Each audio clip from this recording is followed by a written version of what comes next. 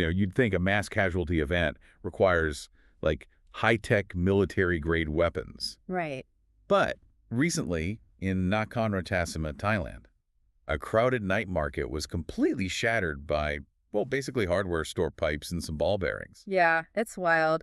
Welcome to today's deep dive, everyone. Today we're looking at a stack of Thai news broadcasts covering the shooting at the Chim Shop Chai fair in Dan Khun Thot. We are synthesizing all these reports to see how a pretty petty local dispute escalated into a mass casualty event. And really what this reveals about the harsh realities of gun control in Thailand. Because the contrast between the banality of how this started and the severity of the outcome is just striking. Total. So picture this. It's the night of August 12th, around 10:30 p.m. Vendors are packing up for the evening. And this is where the police reports just completely diverge. I read, like, the catalyst is totally disputed. Exactly. I mean, one source claims a guy was caught simply pushing a parked motorcycle, like he was trying to steal it. Right, but then another source insists it was purely a jealousy dispute. A boyfriend got angry that another guy was talking to his girlfriend. Yeah, it's confusing. But whatever the actual trigger was, the trajectory of the violence followed the exact same pattern. Okay. An initial scuffle broke out. A 32-year-old suspect, Natakit, manages to escape the immediate brawl. But instead of going home, he comes back with friends, and they are armed with knives and firearms. Right, although he later told police she only came back to rescue a friend who was being jumped by the crowd. It really reminds me of, like, a tiny confusing spark hitting a massive powder keg. Oh, for sure. You have this mundane, petty conflict, a pushed bike or a jealous glance, and it just instantly mutates into extreme violence because of the specific tools brought back to the fight. Those tools completely changed the stakes. The shooter used what is locally known as an EBO. And this isn't a factory-made weapon, right? Not at all. It's a crude, homemade, short shotgun, like literally assembled from basic steel pipes and springs you can find at any local hardware store. That is crazy. But the true devastation actually comes from the ammunition. They use something called Lukroy, which translates to scattershot pellet ammo.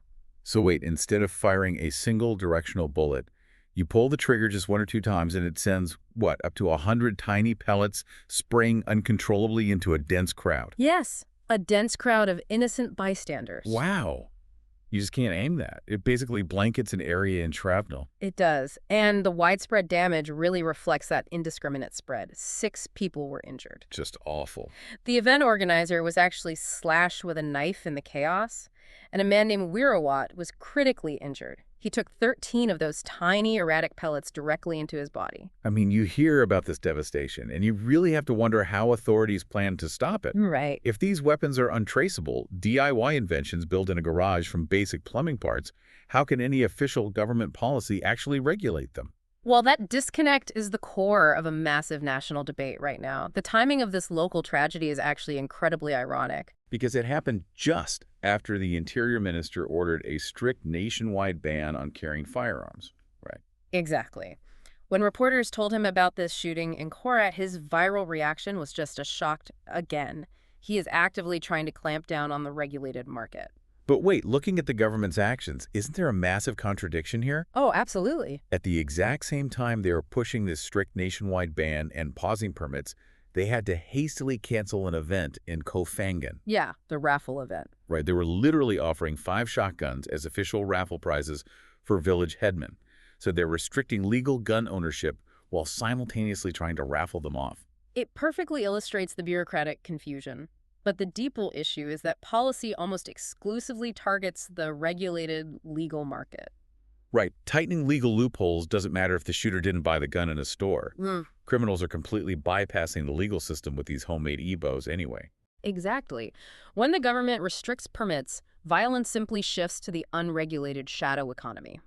DIY weapons thrive because the raw materials aren't considered weapons until the moment they are assembled. Because you can't ban steel pipes. Right. Sweeping political mandates often miss the actual mechanisms of street-level violence entirely. Which is a sobering reminder for anyone navigating public spaces. It shows how quickly an everyday environment can become dangerous. It really does. It paints a clear picture of the massive gap between government policy and on-the-ground reality. It leaves you with a difficult paradox to consider, honestly.